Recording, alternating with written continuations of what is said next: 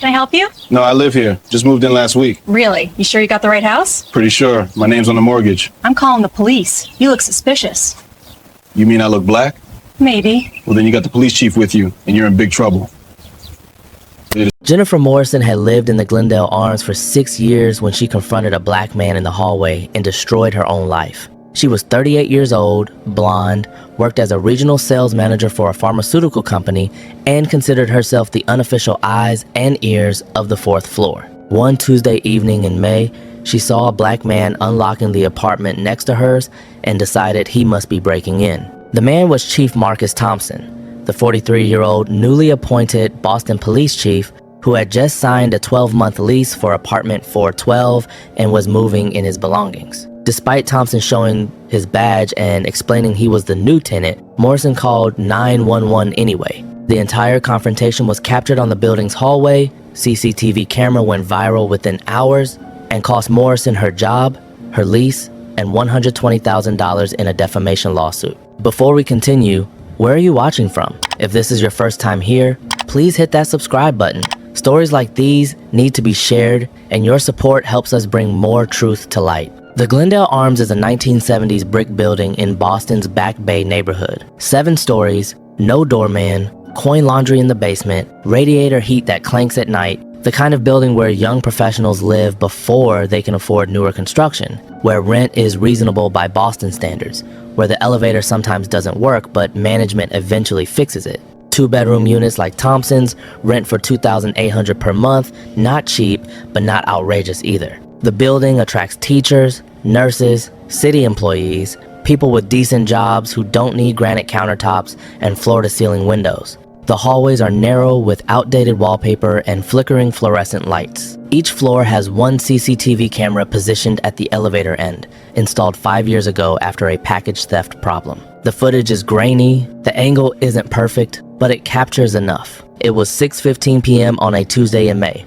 Warm evening, people coming home from work with takeout bags and briefcases, the building settling into its usual evening rhythm of muffled TV sounds and cooking smells drifting under doors.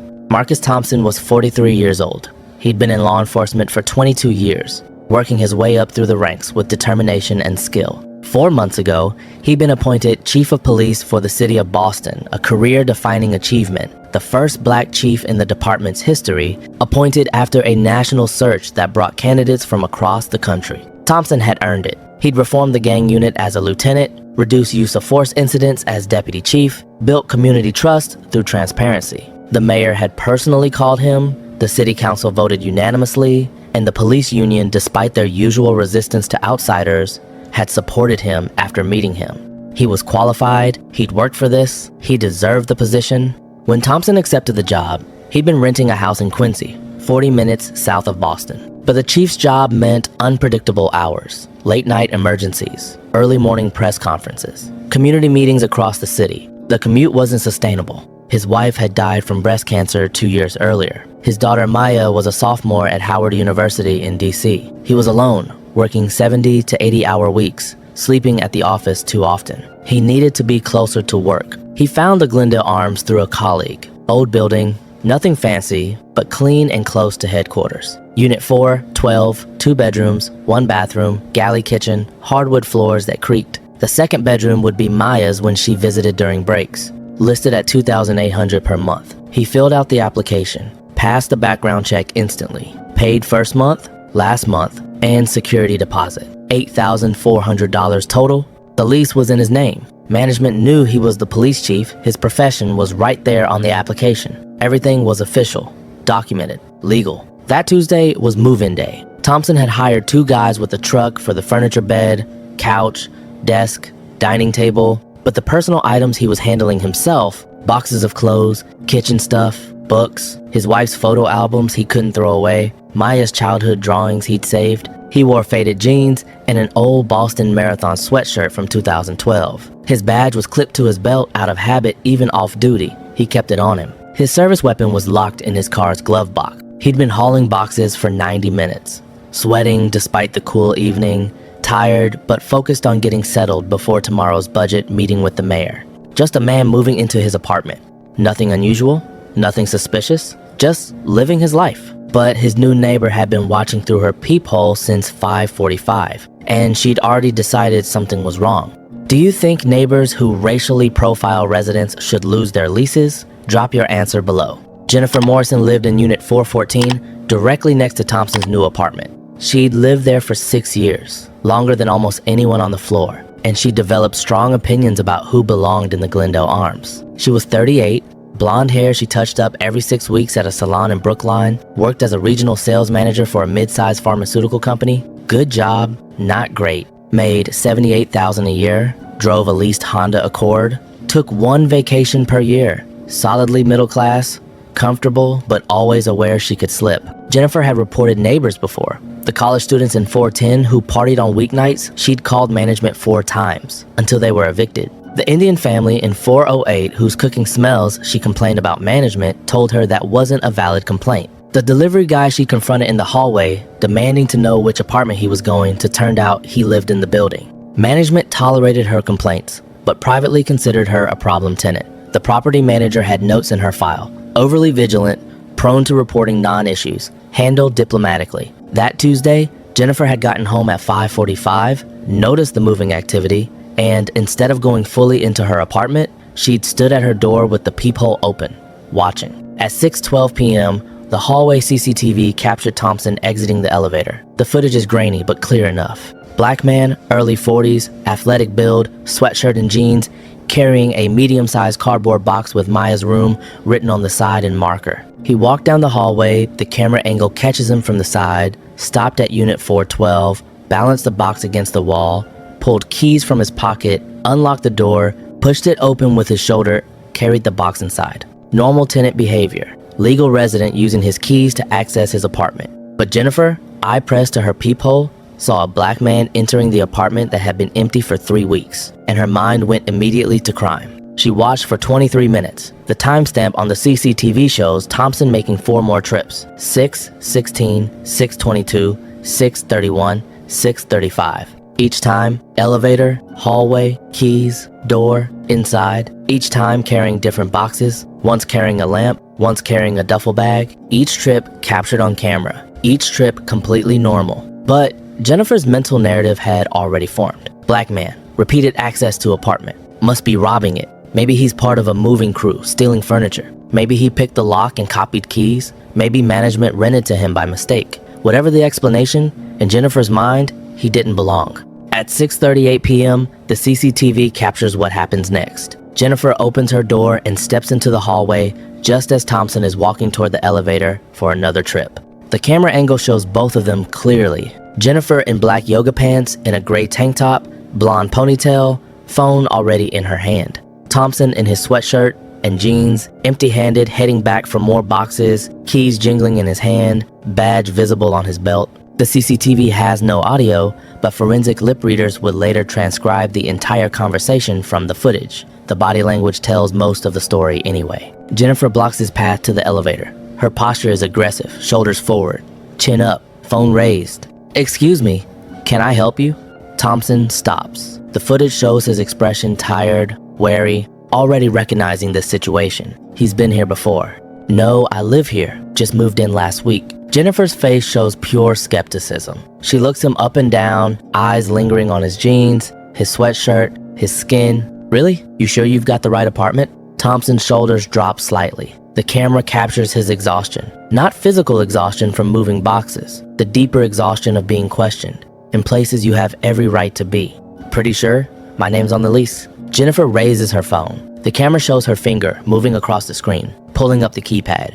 "I'm calling the police, you look suspicious." Thompson closes his eyes briefly, takes a slow breath. The camera captures his jaw tightening, his hands flexing at his sides. "You mean I look black?" Jennifer's face on the CCTV shows a flicker of something caught, defensive, but not backing down. Her mouth opens, closes, opens again. "Maybe." Thompson unclips his badge from his belt. The camera angle isn't perfect, but you can see him hold it up. See the gold catching the fluorescent hallway light. See his mouth moving as he speaks. "Well, then you have got police chief with you, and you're in big troubles."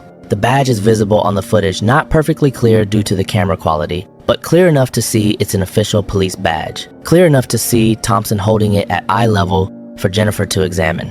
Jennifer's reaction is captured in perfect detail. Her face goes white. Her mouth forms a small O. Her phone is still in her hand, finger frozen over the 9. The footage shows her standing completely still for 4 full seconds, processing what just happened. She'd just threatened to call the police on the police chief. She'd racially profiled the most powerful person in Boston law enforcement. She'd accused her new neighbor of burglary when he was the one person in the city with the authority to arrest her for filing a false report.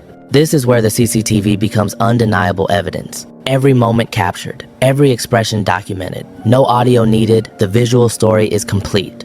Jennifer's aggressive confrontation, Thompson's patient explanations, his badge reveal, her shock, all time-stamped, all recorded, all preserved. Should apartment buildings use CCTV footage to investigate racial profiling complaints? Let me know what you think.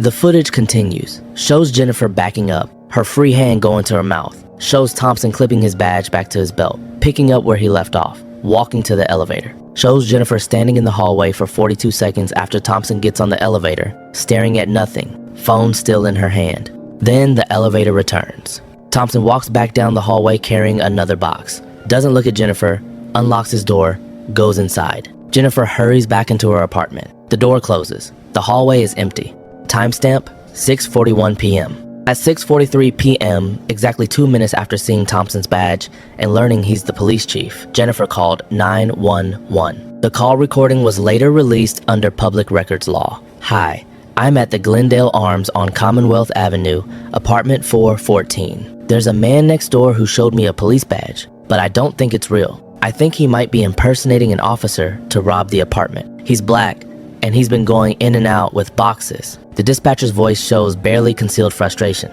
Ma'am, you're reporting someone for showing you a police badge? Anyone can buy a fake badge. He doesn't look like a police officer. What does a police officer look like, ma'am? Not like him. Can you describe what he's doing that's illegal? Using keys to go into the apartment next to mine. So he has keys to the apartment. Yes, but ma'am, if he has keys and he's moving boxes, he's likely a legal tenant. What specifically makes you believe he's committing a crime? Long pause, then quieter. He just looks suspicious. The dispatcher sighed. I'll send a unit to check. The call was dispatched. Welfare check requested at the Glendale Arms, apartment 412. Caller reports concerns about new tenant, claims suspicious activity. Possible racial profiling situation handled with care. 2 officers responded. Both of them, by terrible coincidence, were officers who worked directly under Chief Thompson's command. They arrived at 6:58 p.m. Building security let them in, no doorman, but there's a super in the basement office who monitors a panel showing all the CCTV feeds. The super had watched the hallway confrontation live and told the officers exactly what happened. That's the new police chief in 412. Blonde lady in 414 harassed him, called you guys after he showed her his badge. The officers looked at each other. This was about to be the most awkward welfare check of their careers. They took the elevator to the 4th floor, walked down the hallway past the CCTV camera, and knocked on unit 412. Thompson answered, still in his sweatshirt, badge on his belt, keys in hand, stack of unpacked boxes visible behind him. Officer Sarah Martinez tried to keep her voice professional despite her horror at the situation. Chief Thompson, Martinez, Walsh, what brings you to my new apartment? Officer Kevin Walsh looked like he wanted the floor to open up and swallow him. Sir, we got a call. Someone reported suspicious activity at this address. Thompson leaned against the doorframe. Let me guess. Blonde woman, unit 414, called after I showed her my badge and told her I'm the police chief. The call mentioned someone with a possibly fake badge, sir. My badge is real, Walsh. I'm the chief. I signed a lease here 3 weeks ago. Moved in today. My neighbor saw me carrying boxes and decided I must be robbing the place. I showed her my badge. She called 911 anyway. Martinez looked at the badge on his belt, at the keys in his hand, at the Massachusetts driver's license he pulled out showing this address, at the lease agreement he produced from a box labeled Important Docs. Chief, this is, I don't even know what to say. I'm sorry. Not your fault. You responded to a call. I appreciate that, but I want this documented. I want the 911 call recording preserved. I want the CCTV footage from this hallway pulled and saved. And I want building management notified about the false report and the racial profiling. Absolutely, sir. We'll handle all of that. Jennifer's door cracked open. She peered out, saw 2 uniformed officers talking with Thompson, and the reality of what she'd done hit her fully. Walsh walked to her door. Ma'am, are you Jennifer Morrison? Yes. Her voice was small. You called 911? I thought... You thought what, ma'am? You saw Chief Thompson, the Boston police chief, moving into his own apartment with keys and a lease, and you thought he was burglarizing it? I didn't know he was the chief. Did you see his badge when he showed it to you? The hallway CCTV captured everything. Jennifer's face crumpled. Yes, but I thought maybe it was fake. Why would you think it was fake? She didn't answer, because there was no good answer. The only honest answer was, I thought it was fake because he's black, and I couldn't imagine a black man being the police chief. Martinez's voice was cold. Ma'am, filing a false police report is a crime. Racially profiling a tenant violates fair housing laws. Chief Thompson will decide whether to pursue charges. I strongly suggest you consult an attorney. Jennifer's door closed. The officers could hear her crying inside. Why do some people see black people in regular apartment buildings and assume they don't belong? Comment your thoughts. By 8 p.m., Thompson had requested the CCTV footage through his department's legal team. By 9 p.m., his attorney had it. By 11 p.m., someone the building's super angry about Jennifer's history of complaints had leaked it to Twitter. By morning, it was everywhere. The footage spread like wildfire. Grainy, but clear enough. Blonde woman confronting black man in shabby hallway. Him showing badge. Her calling 911 anyway. Body language telling the whole story.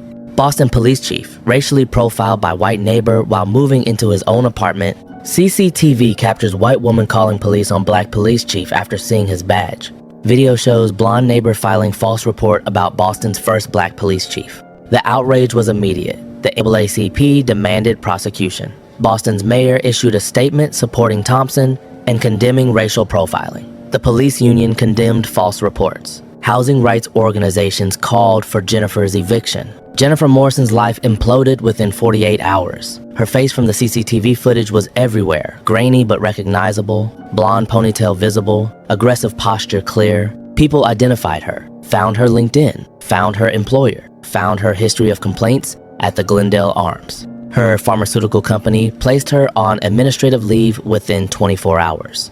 Their investigation was swift. Employee racially profiles police chief, files false police report, becomes national symbol of racism. She was fired by Friday. Our company values diversity and inclusion. Ms. Morrison's actions do not reflect our values. Her employment has been terminated.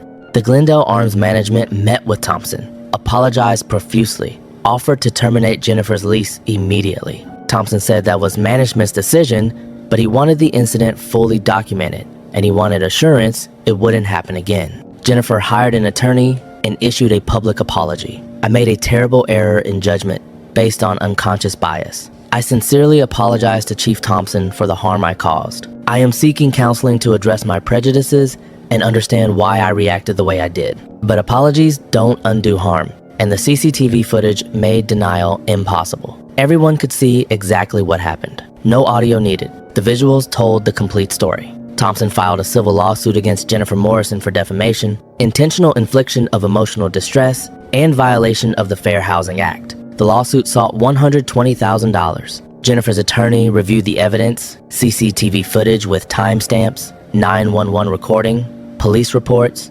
witness statements from the building super, Thompson's lease agreement. There was no defense. The footage was damning. The call recording was worse. She'd profiled the police chief, and it was all documented.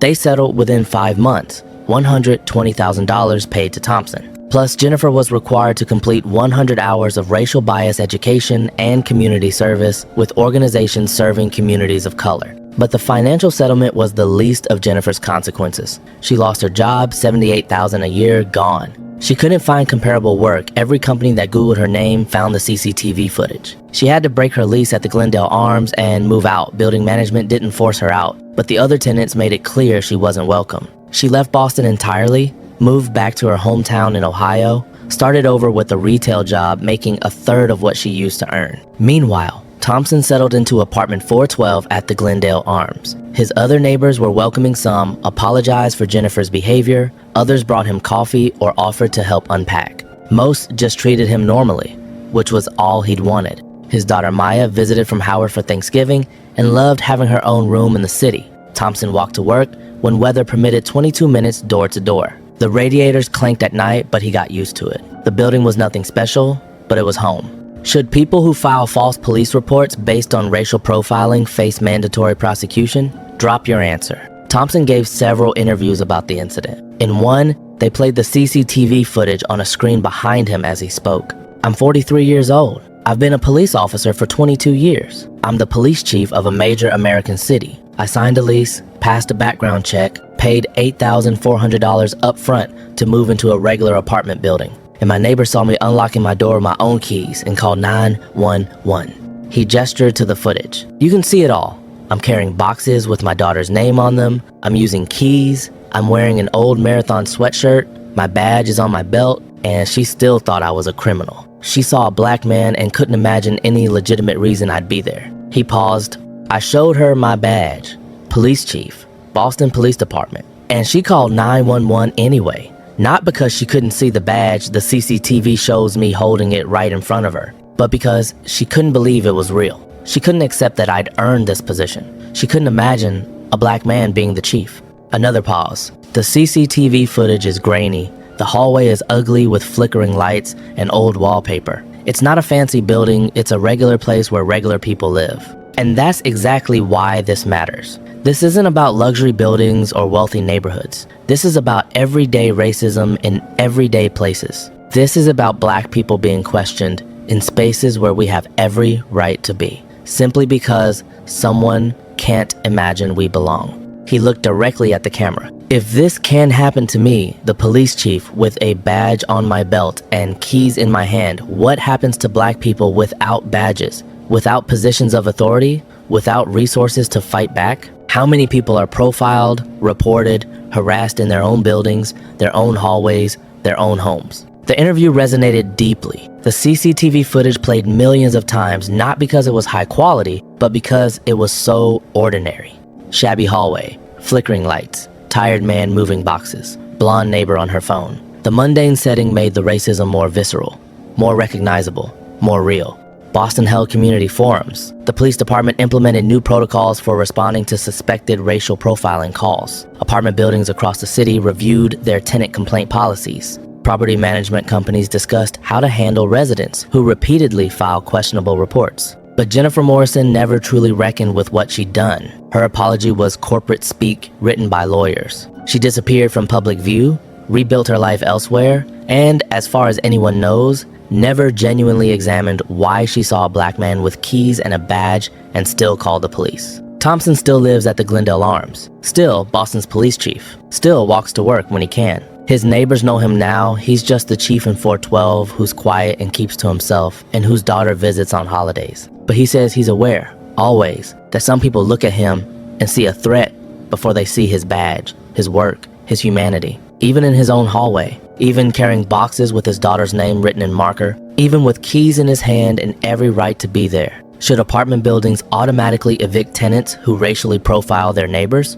Let me know in the comments. This wasn't about a misunderstanding. This was about a black man succeeding and being punished for it by someone who couldn't accept his success. Marcus Thompson worked 22 years to become police chief. He earned it through competence, integrity, and dedication. He rented an apartment he could afford in a building where he wanted to live. Jennifer Morrison saw him and called 911. Not because he was breaking in, he had keys. Not because he was stealing, he was carrying his own belongings. Not because he was threatening, he was moving boxes. But because he was black in a space where she couldn't imagine black people belonged, even after seeing his badge. Even after he identified himself as the police chief. Even after every possible piece of evidence proved he was the legal tenant. She still called 911 because her racism was stronger than facts, stronger than logic, stronger than a badge held in front of her face. The CCTV footage captured it all. Every moment of her aggression, every moment of his patience. The badge reveal, her call anyway. Undeniable visual evidence of racial profiling in a shabby hallway with bad lighting and old wallpaper. Proof that racism doesn't just happen in fancy places. It happens everywhere, to everyone, even to people with badges and authority. Jennifer lost her job, lost her home, paid $120,000, became nationally known as a racist, caught on camera. But consequences don't undo harm. They don't change the fact that Thompson was racially profiled in his own hallway on his moving day. They don't erase the exhaustion of being questioned when you have every right to be somewhere. They don't restore the simple dignity of unlocking your door without being treated as a threat. The question is, what changes? Do people examine their biases before confronting neighbors? Do buildings hold tenants accountable? Do we create consequences that actually deter racial profiling? Because if we don't address the culture that taught Jennifer to see a black man with keys and call it suspicious, then we're just waiting for the next CCTV camera to capture the next confrontation in the next hallway with the next black person criminalized for existing. Comment if you believe filing false police reports based on racial profiling should carry mandatory jail time. And if you think these stories matter, hit that subscribe button. We're exposing these patterns caught on camera. We're demanding better. We're fighting for black people who deserve to live without being criminalized in their own hallways. This isn't just about one neighbor or one chief. It's about all of us and the world we choose to accept.